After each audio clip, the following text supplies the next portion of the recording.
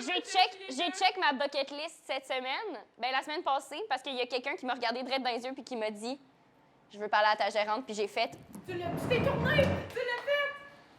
Qu'est-ce que je peux faire pour toi? » C'était insane!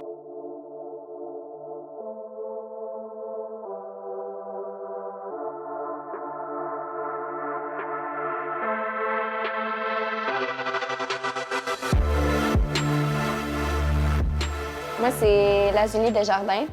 J'ai 19 ans, puis je travaille au Scanner Bistro Multimédia. Je suis barmaid ici depuis 1 an, puis depuis quelques mois, je suis gérante officiellement, puis je fais un peu de booking, un petit peu de tous les side jobs qu'il y a à faire, dans le fond. Là. Ben écoutez, je m'appelle Taliane. On me connaît aussi sous le nom de Trinity parce que je suis danseuse nue depuis 6 mois à peu près. J'ai 20 ans, puis sérieux, c'est un des meilleurs travaux que j'ai pu faire, très honnêtement. Ce que je préfère de mon métier, je dirais, des fois, tu vas rencontrer quelqu'un, juste la connexion entre deux humains, ça se fait automatiquement, puis on parle de la vie en général et tout, puis non, des fois, c'est ça, je pourrais parler pendant des heures à une personne, mais en même temps, le temps, c'est de l'argent, fait que des fois, je me mets une petite barrière et tout, mais il y a du monde que vraiment je rencontrais dans un autre milieu, on serait les meilleurs amis de la Terre, mais c'est vraiment la relation client-danseuse que ça... On va pas devenir amis, mettons. Je reste intéressée à travailler dans le nightlife, puis je reste passionnée par ma job parce que t'as jamais un chiffre pareil. Jamais, jamais, jamais. J'ai jamais eu une soirée qui ressemblait à une soirée que j'ai déjà eue. J'ai jamais fait « Ah, il s'est rien passé ce soir ». Puis c'est complètement une autre réalité. Je parle à mes amis qui sont au cégep ou qui sont dans des carrières puis qui ont des vies de jour comme plus normales, mettons, puis c'est un autre univers, là. Tu sais, moi, tous les personnages de l'univers de nuit ont des noms, puis si tu vas dans d'autres bars tu parles au barman, tu sais, comment, toi, tu l'appelles comment, ce gars-là? Puis tu sais, mettons, il y a un personnage régulier dans Saint-Roch que moi, j'appelle Playmobil, puis ici, on l'appelle Playmobil parce qu'il marche comme ça. Puis j'étais allée parler aux gens du Vox, puis je leur ai demandé, vous autres, tu sais, ce gars-là, il est venu vous déranger? Ah oui, Robocop! Puis il y a vraiment des personnages. Côté charge mentale, je pense que quand tu travailles en service à la clientèle, il y a un certain toll émotionnel à considérer parce que tu dois tout le temps être apte. Tout le temps être de bonne humeur, tout le temps être content de voir le monde que tu n'es pas content de voir, tout le temps être content de servir, tout le temps être de bonne humeur, tout le temps être dedans, puis tout le temps te préparer aussi quand tu es en service. On les sage chez Popéane, dans le fond. Quand on arrive, on donne notre nom au bouncer, au DJ, pardon, puis ils nous mettent sur la liste, puis, admettons, ça dépend du nombre de filles puis le nombre de clients dans le bar. Mais, admettons, s'il y a vraiment beaucoup de filles, vraiment beaucoup de clients, on va passer aux, peut-être, je sais pas, 4-5 chansons. Puis c'est ça, les stages, on n'a pas le choix de les faire parce que ça nous permet de nous présenter à tout le bar, tu sais, parce que le DJ nous appelle avec notre nom et tout, puis tout ça. Mais c'est vraiment les danses en cabine que ça, c'est... On fait notre argent comme ça, ouais. Si je fais toujours le même métier avec les mêmes motivations, oui, totalement. Tu sais, je veux dire, ça n'a pas changé. C'est vraiment, comme je viens de te dire, pour l'argent aussi, évidemment. Mais, tu sais, je veux dire, je pense pas danser toute ma vie. Tu sais, je veux dire, si mon corps me le permet encore, je sais pas, jusqu'à 30 ans, OK, oui, peut-être, mais c'est pas mon travail de vie, c'est juste, je voulais essayer.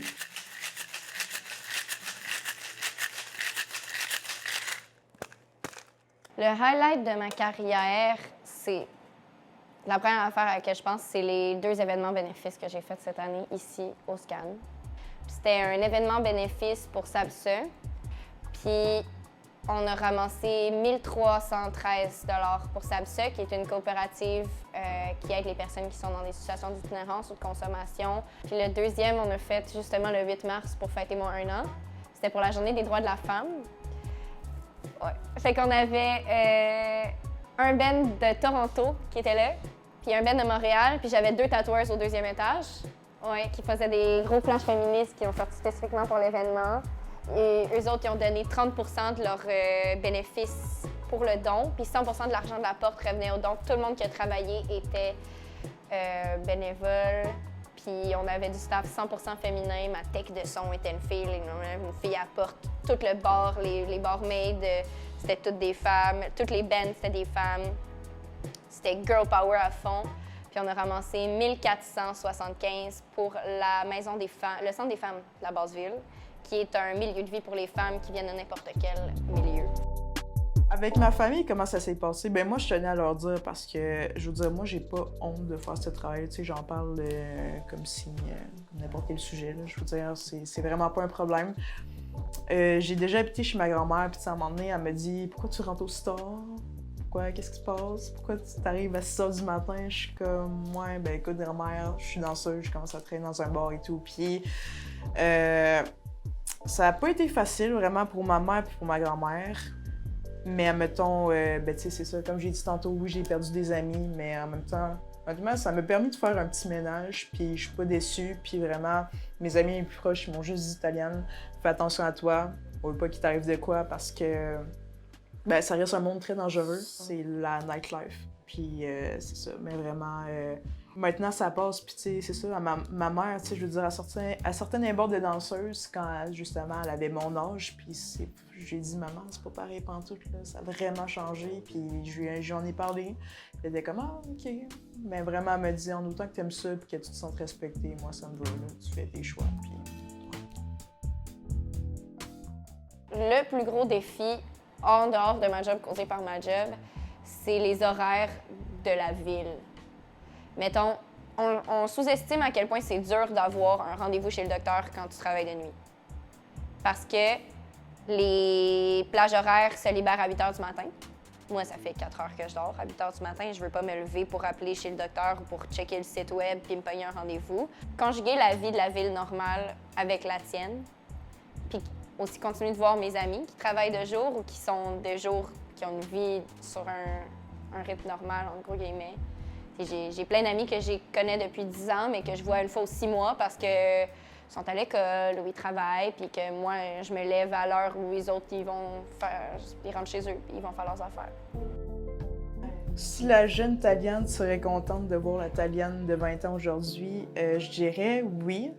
Quand j'ai commencé à danser, je me suis dit, oui, OK, c'était pour l'argent, mais vraiment, la vraie raison première, c'est que quand j'étais jeune, j'étais vraiment pas à l'aise dans mon corps.